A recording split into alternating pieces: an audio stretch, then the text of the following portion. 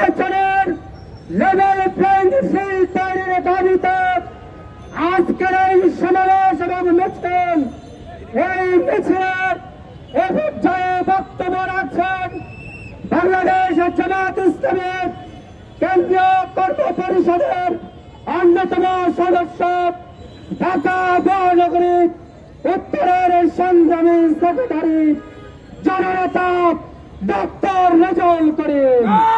জননেতা ডক্টর রেজাউল করিম। সংগ্রামী ভাই এবং বন্ধুগণ,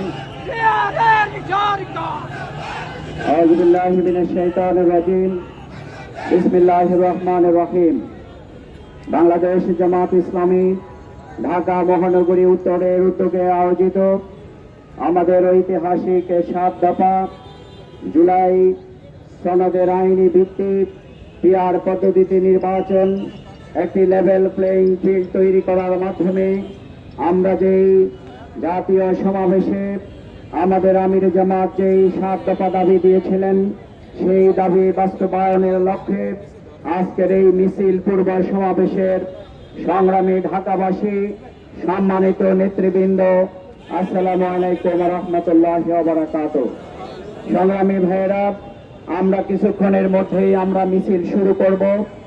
আমরা আজকে স্পষ্টভাবে জানিয়ে দিতে চাই যে বাংলাদেশ, যে ফ্যাসিবাদীরা বাংলাদেশকে আইয়ামে জাহিলিয়াতে পরিণত করেছিল, আমাদের এই দেশের ছাত্র জনতার ত্যাগের মাধ্যমে যেই নতুন বাংলাদেশ আমরা পেয়েছিলাম, কিন্তু সেই বাংলাদেশে নতুন করে যারা চাঁদাবাজি, লুণ্ঠন, দখলদারি এবং মানুষের উপরে নির্যাতন করার মাধ্যমে, পাথর দিয়ে পিটিয়ে, মানুষ হত্যার মাধ্যমে, রড দিয়ে পিটিয়ে, মসজিদের ইমামকে হত্যা করার মাধ্যমে গোটা বাংলাদেশকে যারা অস্থিতিশীল করে তুলেছে, তারাই হচ্ছে আজকের আগামী দিনের নির্বাচনের সবচেয়ে বড় প্রতিবন্ধকতা করে। সুতরাং আমরা বলতে চাই, এদেশের মানুষ নির্বাচন চায়, কিন্তু আজকে জরিপে দেখা যাচ্ছে 71% মানুষ এখনো ভোট দেওয়ার সিদ্ধান্ত গ্রহণ করে নাই।